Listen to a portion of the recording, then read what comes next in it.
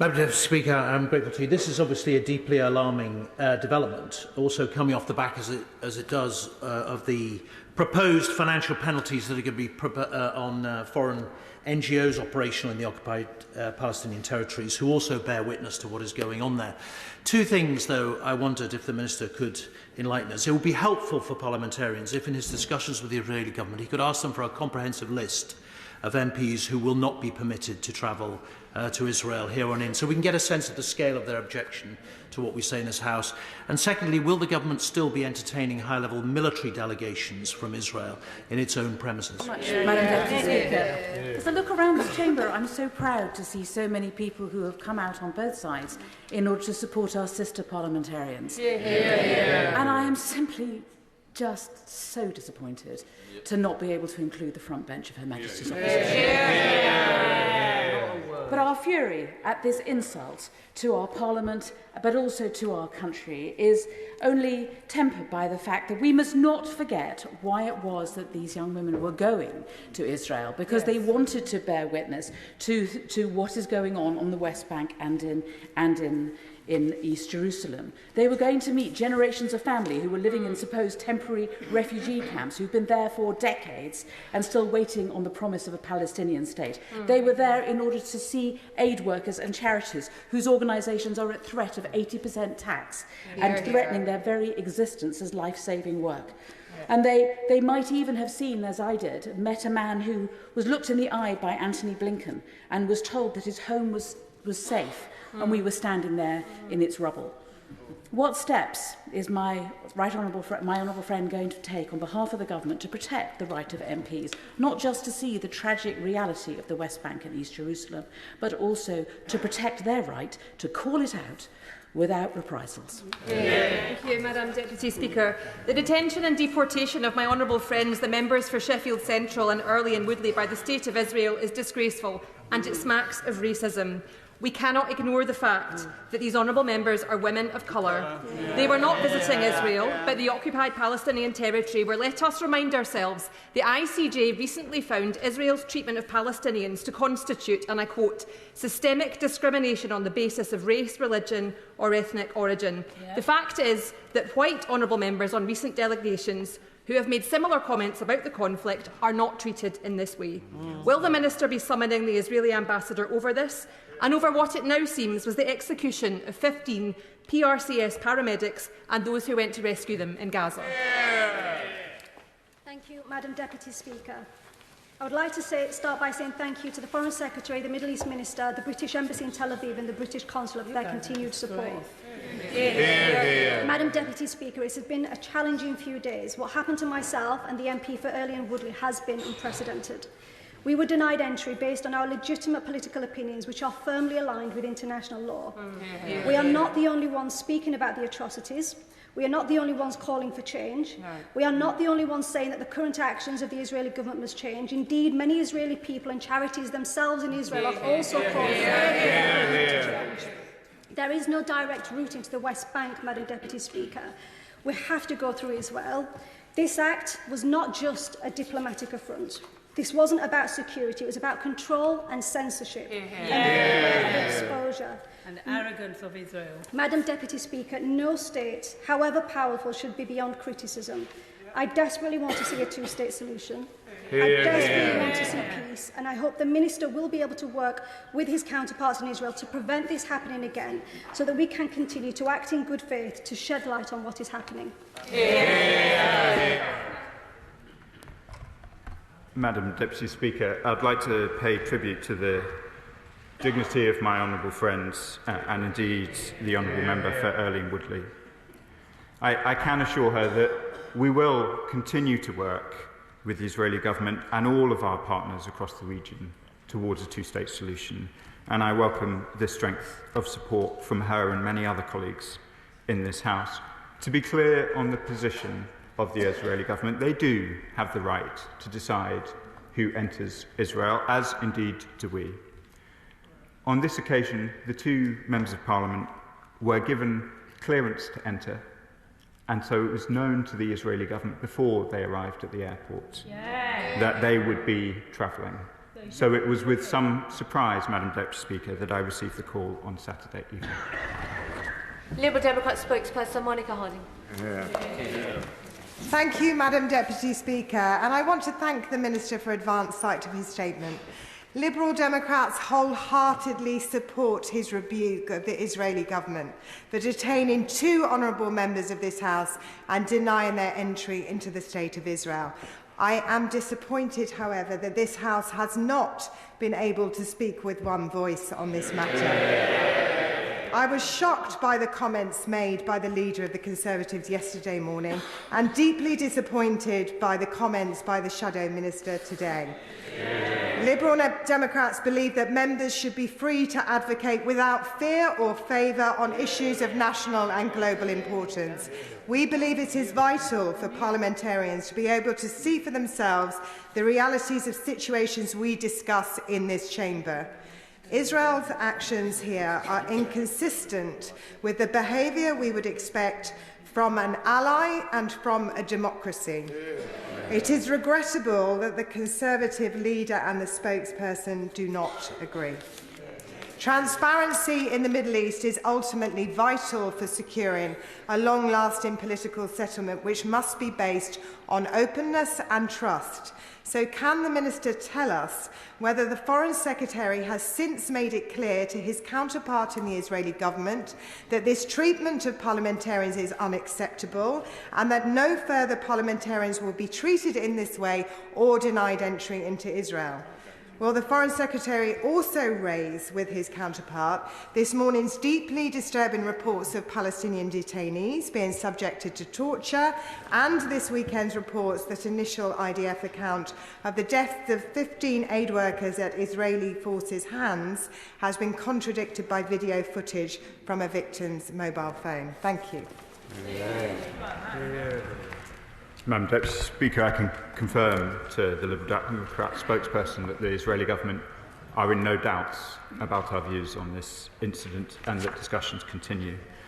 She references a number of concerning reports that have emerged in recent days. I was in this House last Wednesday to discuss some of those in detail, and in relation to the wider position in Israel and the occupied Palestinian territories, I'm sure we will continue to have these discussions about what remains a deeply concerning situation.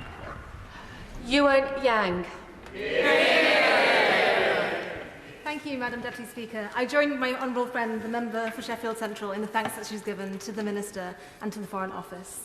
Since arriving home yesterday, I've been inundated with support from MPs, hundreds of whom have written to me personally to express their solidarity.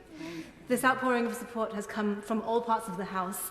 It has united us as British parliamentarians who stand together against this unprecedented treatment of our fellow MPs. And since I came to this place, the war in Gaza and the violence in the West Bank has remained one of the top issues my constituents write to me about. Residents have shared with me their longing for peace, and it was on their behalf that I joined this delegation. As a former journalist, I understand deeply the significance of bearing witness. I also understand the risks it entails. Many Palestinian journalists have paid this price with their lives. Before going to the West Bank, I understood the risks of travelling to a region where violence is all too common. I did not, however, anticipate the risks of detention and deportation from a British ally. Now, as an MP, it is the honour of my life to bear witness on behalf of my constituents. My only regret is that I was not able to do so on this trip.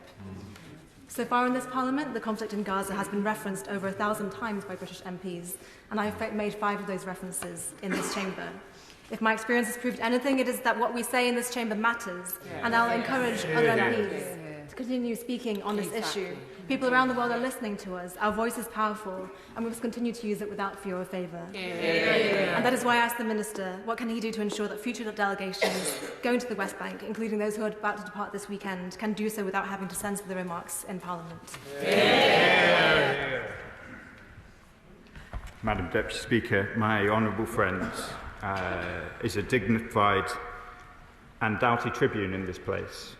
And I know that all members in this House will continue to speak without fear and favour from these benches, and I would encourage them to do so.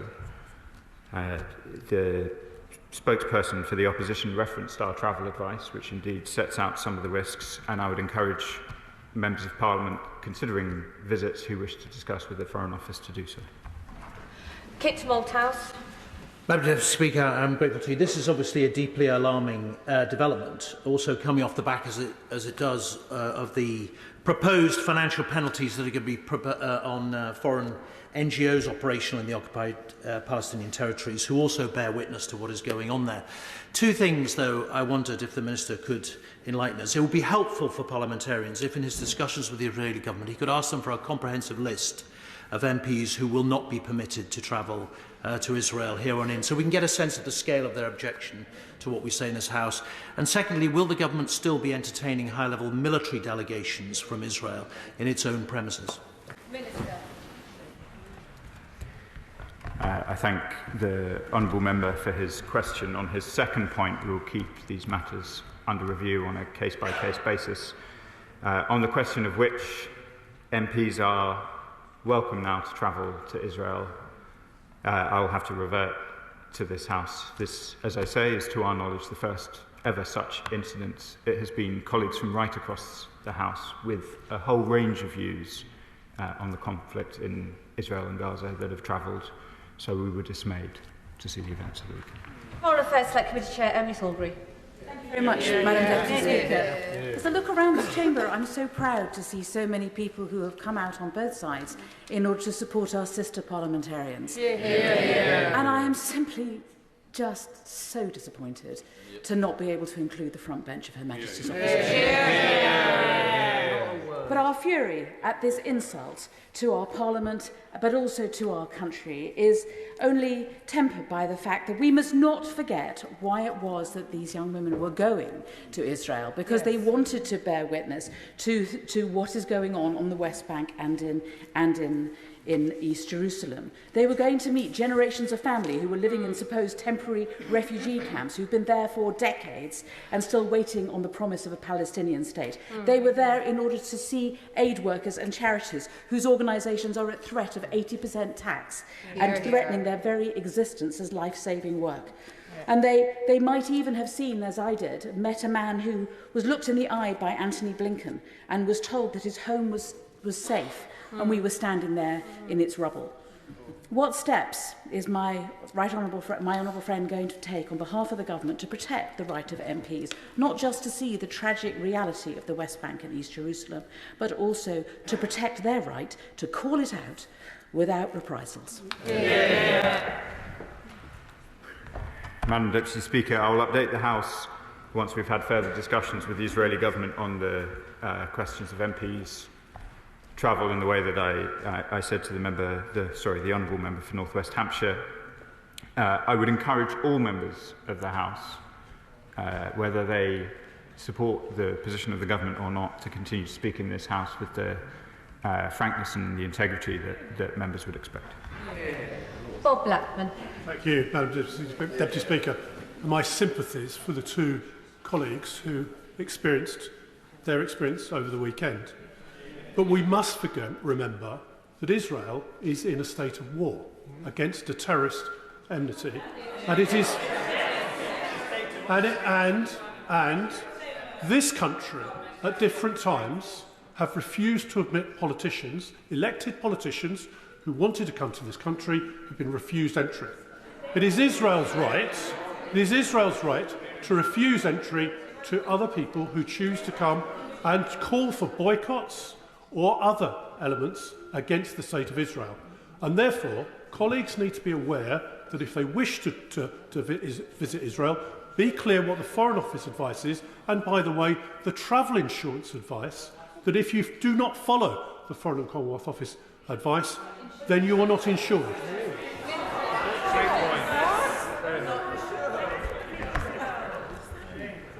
Madam Deputy Speaker, I would reiterate, nobody in the British government is disputing the Israeli government's right to decide who enters Israel. That is clearly their right to discharge as they see fit. What was surprising, in particular, about this incident was not just its novelty, it being the first time that we are aware of that MPs have been stopped, but that they had entry clearance already. They were permitted to travel to the airport. Uma Kumaran. Thank you, Madam Deputy Speaker. I thank the Minister for his statement. Madam Deputy Speaker, if this is how the Israeli government treats the UK's elected representatives, just imagine how they are treating the Palestinian people. Parliamentary delegations are how we in this House better understand the world and the issues we debate. I returned from my recent visit to the region as a member of the Foreign Affairs Committee, more committed than ever to working towards a lasting peace. Travelling to the West Bank shows you firsthand the fear and violence experienced by the Palestinians. Meeting with the Israeli hostages, walking through Hostage Square, meeting their families brings home their trauma and suffering. Does the Minister agree with me on the importance of parliamentary delegations and also agree that actions like this by the Israeli government undermine a long-term efforts for a lasting peace? Madam Deputy Speaker, so many members of this House have benefited from parliamentary delegations right across the world, and I do agree with my honourable friend who has taken the effort herself to travel to many countries in which the Foreign Affairs Committee considers in its deliberations, that they are very important, and I would like to see them continue. Thank you, Madam Deputy Speaker. I remind the House of my entry in the Register of Members' Interests. This is a delegation that was organised by the Council for Arab-British Understanding, and it is my enormous privilege to serve as the chair of that organisation. CABU has organised dozens of delegations of this sort over the years, and with the support, if it is to be necessary, of the Foreign and Commonwealth Development Office, we would hope to continue to doing so in the future. The attack on the honourable members is an attack on us all, Madam Deputy Speaker, and that, I regret to say, is why the position of the opposition front bench today is so utterly regrettable. We know that Israel has closed off Gaza in recent years. It now looks, if the treatment of the honourable members is anything to go by, that they're going to do the same thing for the West Bank. What will the Minister do to ensure they're not allowed to do that? Thank you, Madam Deputy Speaker. I hope to see parliamentary delegations by CABU and others continue. The spokesperson for the opposition asked me about delegations, so let me take this opportunity to clarify. While the honourable member for Sheffield, in fact my honourable friend for Sheffield Central, is a member of the Foreign Affairs Committee, this was not a Foreign Affairs Committee delegation, though one has travelled recently, nor was it a delegation from a APPG. It is, however, a delegation in line with many such delegations that have been supported by CABU and many other organisations in order to ensure that parliamentarians can travel and see things for themselves, and I hope they continue. Paul Wall. Mr. Speaker, this whole House was and remains united in its condemnation of the horrific attacks by Hamas on Israel on October the 7th and their disgusting treatment of the hostages ever since.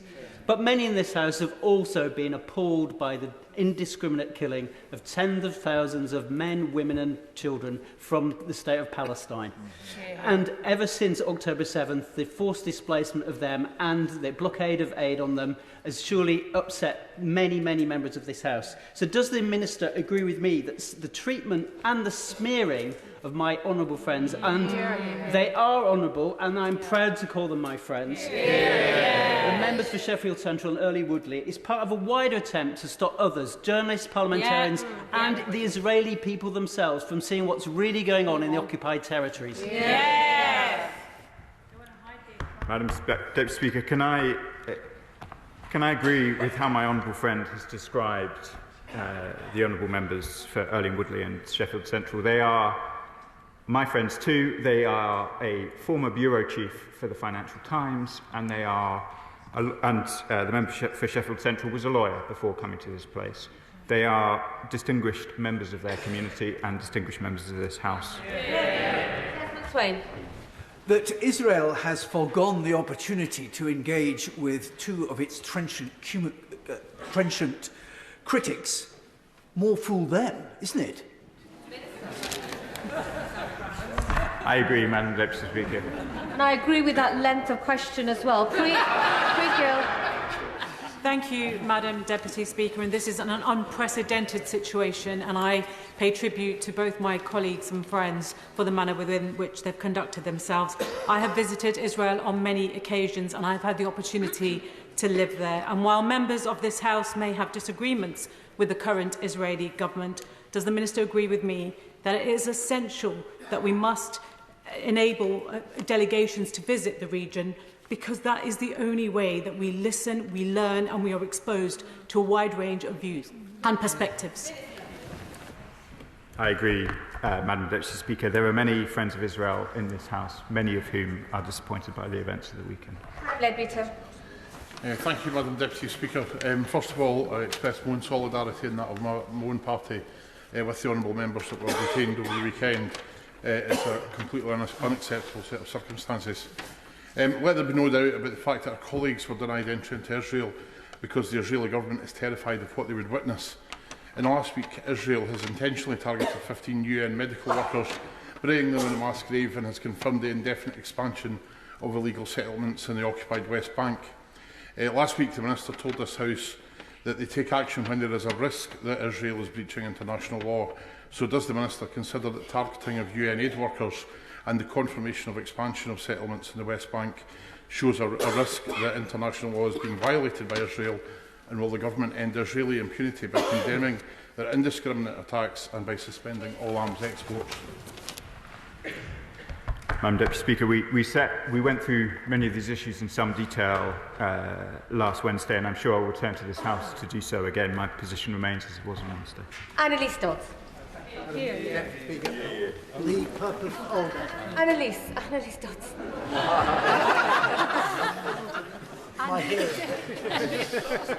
Thank you, Madam Deputy Speaker. I've stood opposite the Right Honourable Lady, the spokesperson for the opposition, many times, and we engaged in the rough and tumble of political debate many times. It is not part of the rough and tumble of political debate to seek to justify the detention and deportation of fellow members.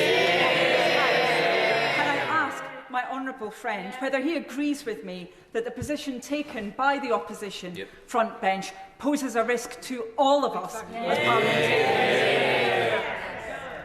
Madam Deputy Speaker, my right honourable friend speaks with force, and I do condemn the position taken by the opposition benches. We just heard from a fairly trenchant advocate for free speech. I thought that was the position of the Conservative Party. Dr. Andrew Morrison. Madam Deputy Speaker, like many colleagues, I visited Israel and the West Bank and Gaza, facilitated by the Israeli government and the Palestinian Authority, and benefited greatly from those visits. And I hope that going forward, both the Palestinian Authority and the Israeli government will facilitate visits by parliamentarians. But does he think it was wise for the Foreign Secretary, in his remarks on Twitter, to try to conflate China and Israel?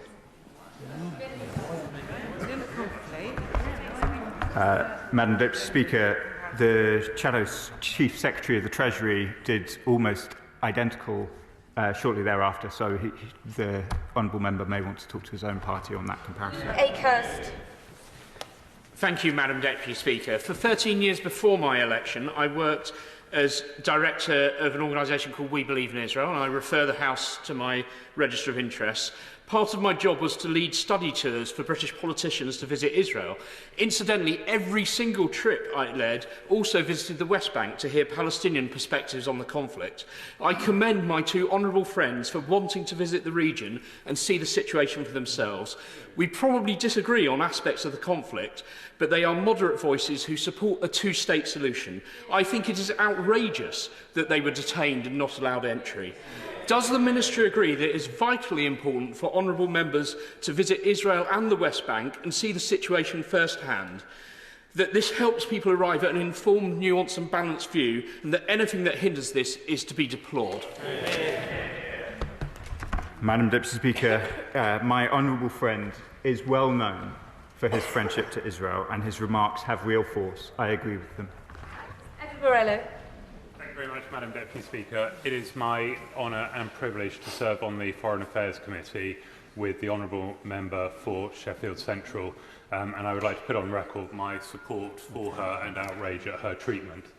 Given that this is how the current Israeli government acts towards its allies in disregarding democratic and diplomatic norms, what steps will the government be taking to help ensure that Israel enters into negotiations with its enemies towards a lasting peace and two-state solution?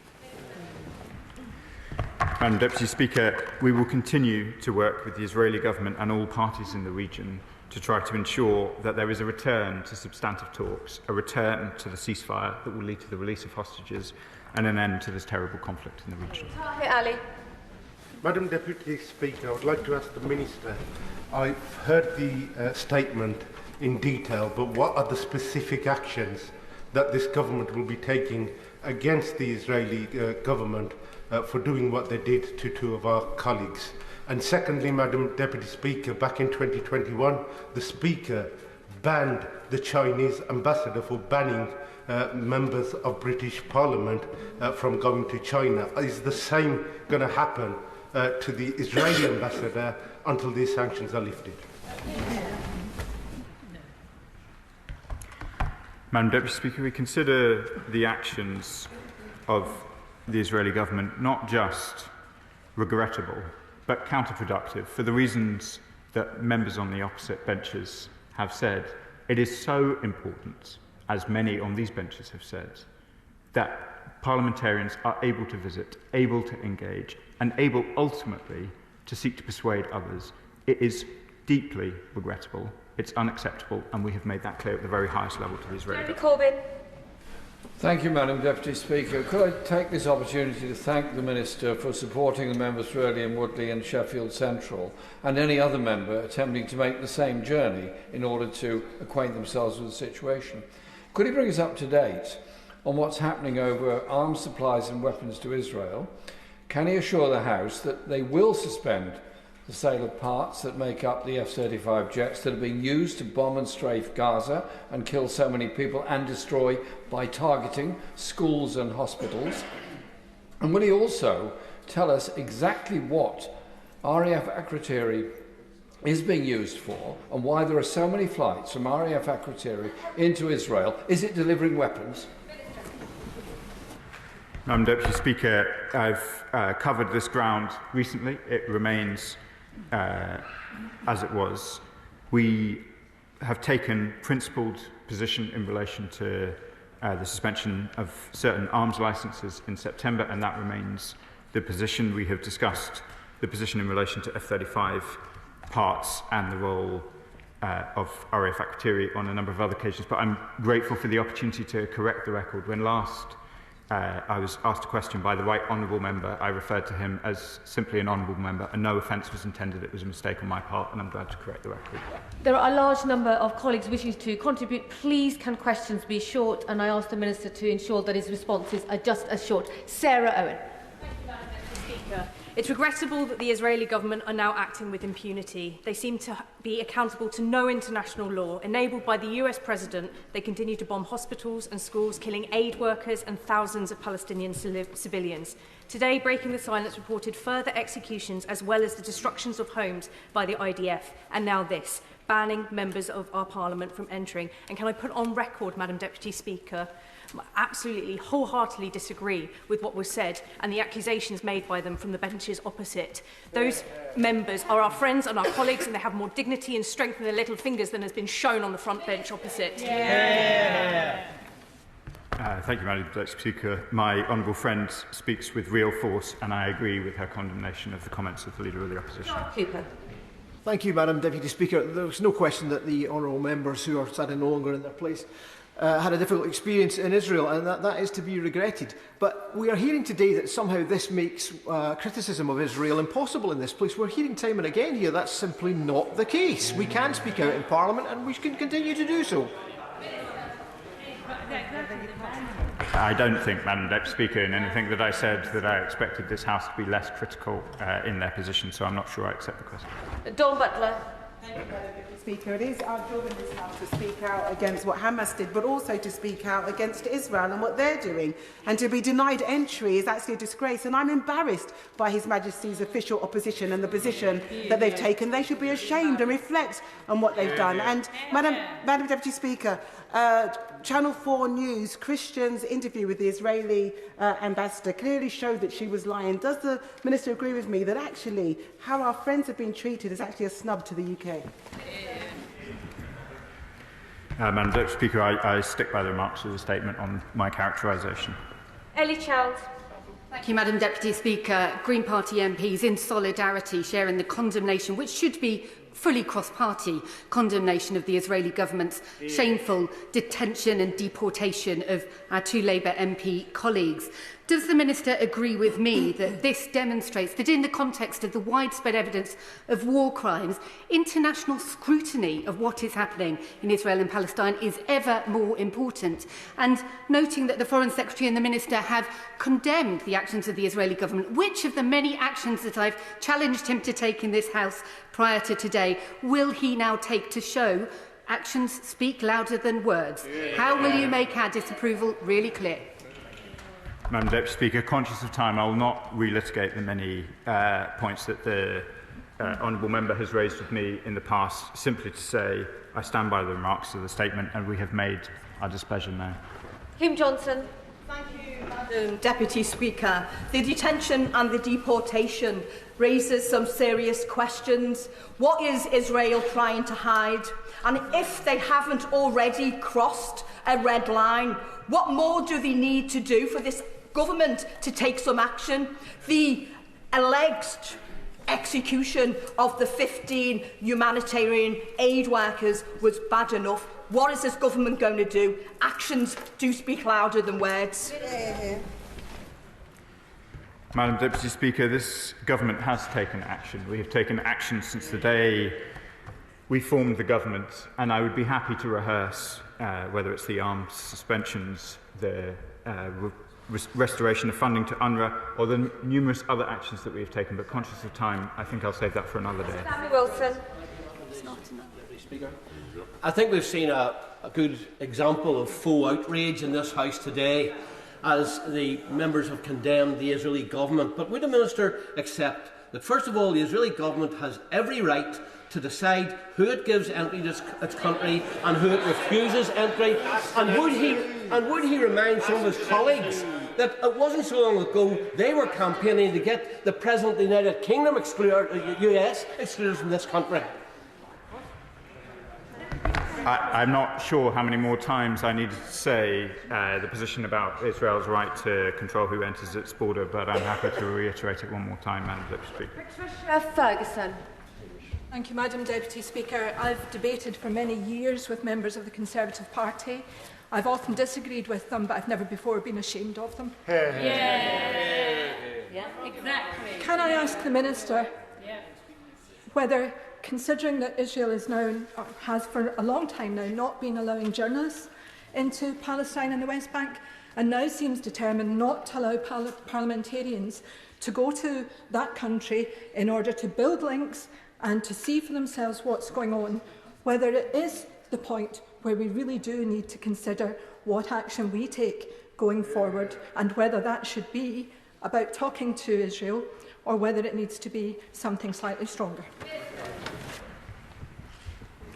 Thank you, Madam Deputy Speaker. We, as I said in answer to a previous question, we have taken action since we were the government. We will continue to talk to the Israeli government. They are, as many members have said, a partner, they are an ally, and we are surprised, distressed, and oppose the treatment of our MPs this weekend. John Glenn. Thank you, Madam Deputy Speaker. For 15 years, I've found it impossible to say anything on the subject of Israel and Palestine without it being completely unsatisfactory to either side on this debate. But I do have to say, having got to know the member for Early and Woodley pretty well on the Treasury Select Committee, I was profoundly concerned by the decision of the Israeli government to do what they did, though I respect the right that they have to do so. But it is so counterproductive because it's only when we fully express our views on all sides of this debate can we find some edification. That's a decent and honourable contribution, and I thank the honourable member for it. Thank you, Madam Deputy Speaker. Colleagues who are elected after 2024 may not know that in 2022, 287 of us parliamentarians were banned from entering Russia over our views about the Ukrainian crisis, including not just myself and the member for the New Forest, but indeed the member for North West Essex, the leader of the opposition. At that time, the House stood as one, standing up to that intimidation. Today, from the opposition, we get a dog whistle so loud about our colleagues who did nothing wrong apart from wanting to go and see for themselves what was going on. It could be heard on the moon. What a disgrace. Will the Minister agree with me that this government will always defend free speech? And defending free speech means defending the ability of people to go and talk about things they may not want to talk about. As I've said, Madam Deputy Speaker, these parliamentary delegations are very valuable, and I want to see them continue. Vicky Slade. Madam Deputy Speaker, many of us have raised serious concerns about the actions of the Israeli government, and replies have rarely gone as far as most of us would want. I'm deeply concerned this may be a tactic now being used by the State of Israel to curtail ministers from condemning Israel more strongly. What assurance can we have from the Minister that he will not be cowed by what's happened to his colleagues? Minister. Madam Deputy Speaker, I will not be cowed by what has happened to my colleagues. Andy Slaughter, the real one this time. Thank you very much. I visited the occupied Palestinian territories a number of times, including Gaza in years gone by. One of the purposes is to bear witness to what's happening on the ground. That's particularly important when aid workers, when medics now, when journalists and with civilians are being killed in great numbers. So while appreciating the Minister's support for our colleagues, what is the government going to do to ensure that in future members of this House can visit with impunity? Madam Deputy Speaker, it is the right of the Israeli government to decide who visits. They can exercise that right as they see fit. I'm sure they will hear from right across the whole House the desire of this House to continue to visit, which continues to provide a valuable function. Israel and Britain have a long relationship, both parliament to parliament, society to society, people to people, and I want to see that continue. Mohamed. Thank you, Madam Deputy Speaker. I thank the Minister for his statement, and I would like to put on record mine and my colleagues' solidarity with our friends and honourable members of Sheffield Central and Early and Woodley. What are the UK government's precise red lines that, when crossed by Israel, will trigger a full arms embargo and comprehensive economic sanctions against Israel? And furthermore, when will the government publicly articulate and enforce these red lines to ensure accountability and uphold international law? Madam Deputy Speaker, I've talked about the importance of international humanitarian law, as has the Foreign Secretary and many other ministers of this government at this dispatch box in some length. Conscious of time, I'll refer him to my answers last Wednesday. Dr. Ahmed. Thank you, Madam Deputy Speaker. Can I thank my honourable friend, the Minister, for all of the help that he gave to my colleagues, honourable members for Early and Woodley and for Sheffield Central over the weekend. The British Jewish organisation Yashad has suggested that this occurrence of detention is symptomatic of an attempt to silence criticism within Israel and outside. Is my honourable friend sympathetic to this view? And if he is a business-as-usual diplomatic relationship with this current Israeli government still possible? Thank you, Madam Deputy Speaker. My honourable friend, who is so committed to these issues, has been discussing them with me and others for many years, is right to highlight the important work of Yashad, who have also provided delegations to Israel and the occupied Palestinian territories, and I refer him to my previous response on the statement. Will Foster. Speaker, I was on one of those delegations that the Minister has just spoken to, and unlike my honourable friends across the chamber, we were able to visit the area without a problem. from the Israeli government, but we did have an incident with Israeli settlers. Is the Minister concerned, and what is he going to do about what is supposed to be a democratic country sliding to and undermining the rule of law and stopping British politicians from seeing what is happening in the occupied territories? Madam Deputy Speaker, I know that my neighbour, the Father of the House, has also been on such a delegation and also, like the Honourable Member, reported an incident with settlers. I refer the House to my previous statements about the expansion of settler violence and illegal settlements in the occupied Palestinian territories. Powell. Thank you, Madam Deputy Speaker. The power of bearing witness that my honourable friends were attempting to do was shown at its most extreme in recent days by the paramedic Refa Adwan, who filmed the recent attack on 15 aid workers by the IDF before losing his own life.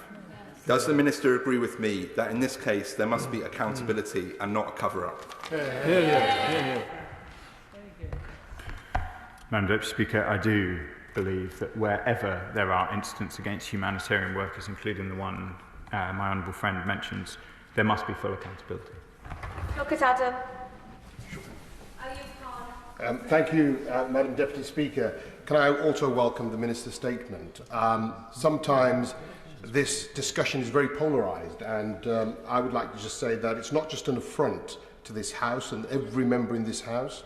It's not just an affront on the government, it's an affront on the British public that put us here. And in that vein, thousands of British citizens travelled to Israel to make their way to the third holy site, Masjid al-Aqsa. Hundreds have been refused entry on arrival. What reassurance can the Minister give them if our own MPs can't seem to get here? Hear, hear. The Foreign Office and the Embassy in Tel Aviv and the consulates in Jerusalem will give support to all British nationals seeking to travel. They supported our colleagues on Saturday night, and they have supported British pilgrims in a similar incident to the one he describes just in recent weeks. They will continue to do so. Florence Shalami. Thank you, Madam Deputy Speaker. I know that the Leader of the Opposition is not here, but I'd say gently to her in that she should agree with the whole House and see that her comments may actually inflame this situation and are not just wrong, but actually counterproductive to the work that the government's doing. And I do commend the members on the opposite side who've spoken out and spoken power to the truth in what happened here. I express my solidarity to our two colleagues as well. Their treatment was really concerning. And the reality is, Madam Deputy Speaker, this is a worrying trend. We've seen aid workers being denied access. We've seen vital journalists being denied access. And we know that atrocities are often committed in darkness when people have something to hide. So does the Minister agree with me that the Israeli government must stop shutting the world off from the eyes of the world?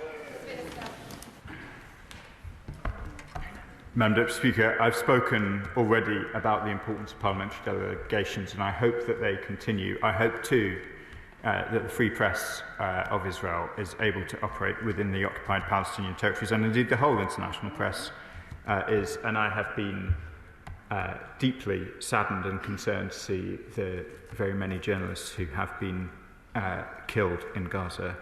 On the comments of the Leader of the Opposition, I would just like to inform the House that I did inform her office that I intended to make some comments, so I'm disappointed not to see her today to answer for.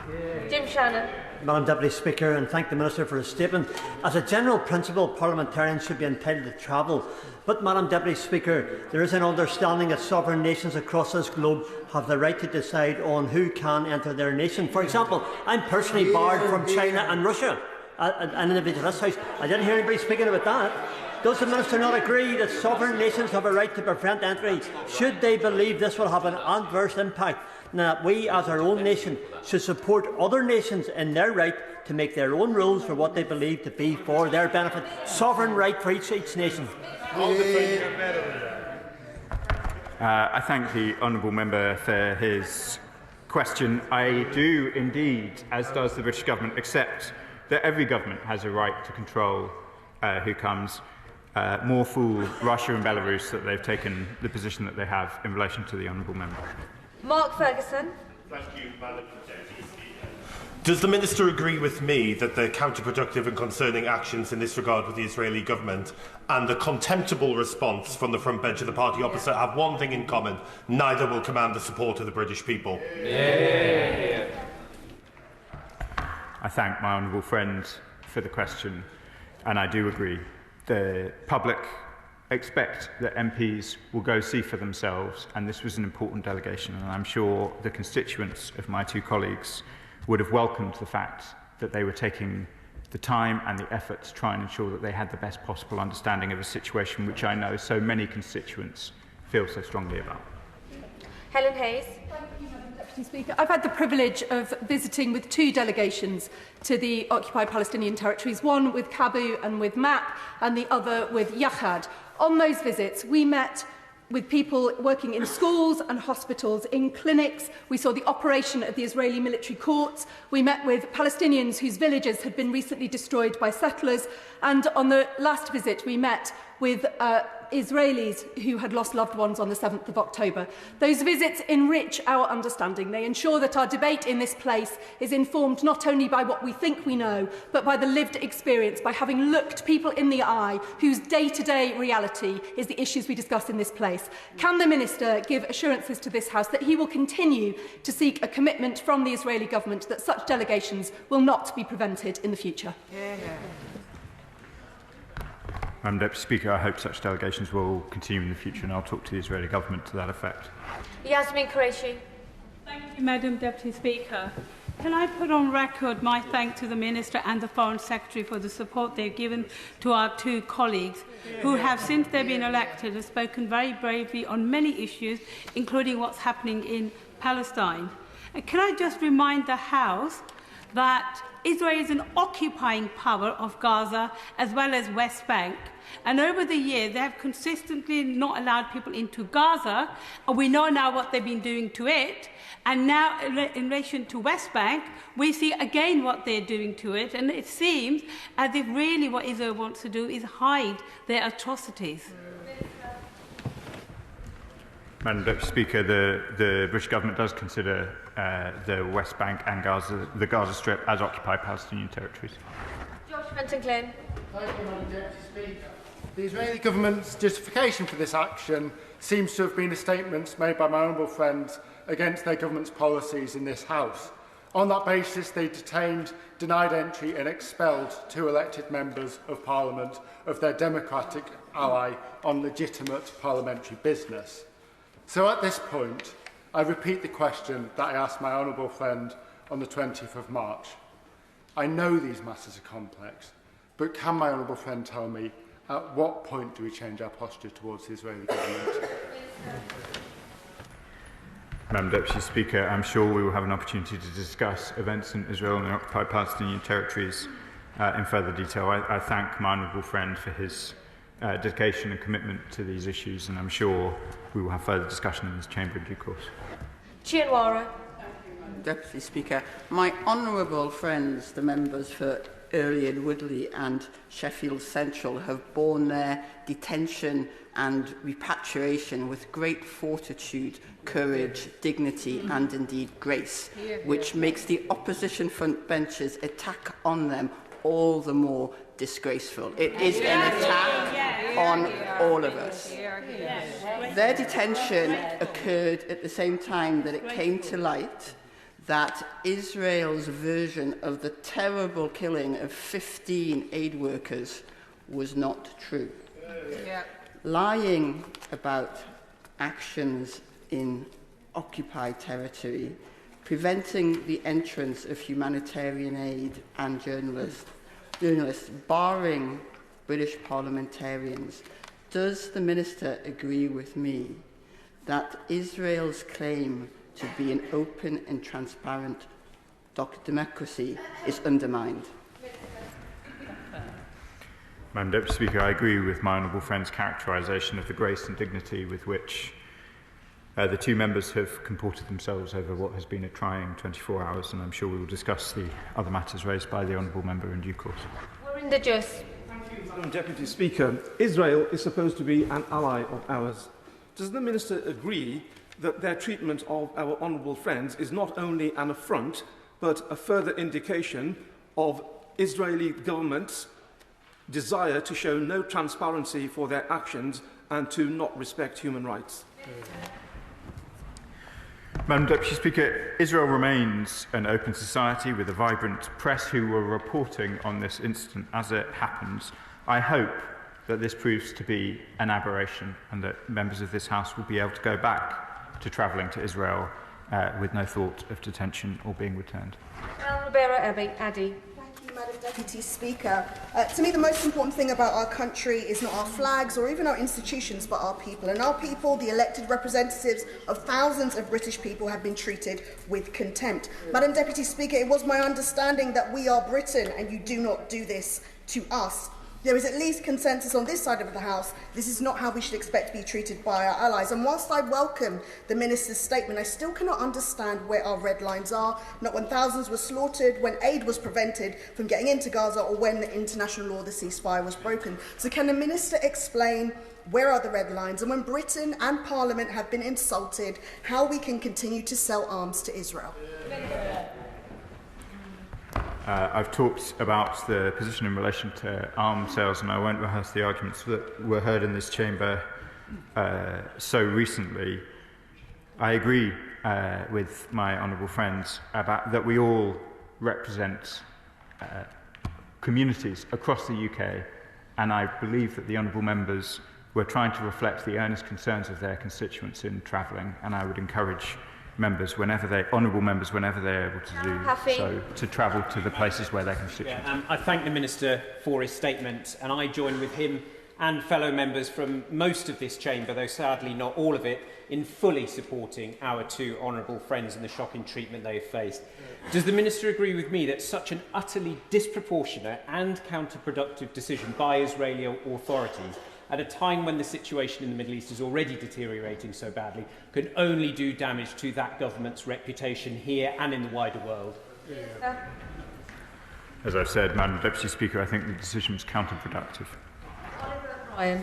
Thank you, Madam Deputy Speaker. I rise in solidarity with the members for Early and Woodley and Sheffield Central, two sisters of this House, and I'm disgusted by their treatment at the hands of the State of Israel. But their treatment it has been suffered by all too many of my constituents. Trying to visit, as was mentioned before, Al-Aqsa and Jerusalem and other holy sites around the country. Mr Tasadak Hussain and Sahan Hock have recently been denied entry. What will the Minister do to make sure that British passport-carrying citizens are not denied this kind of entry at the border with Israel? Minister.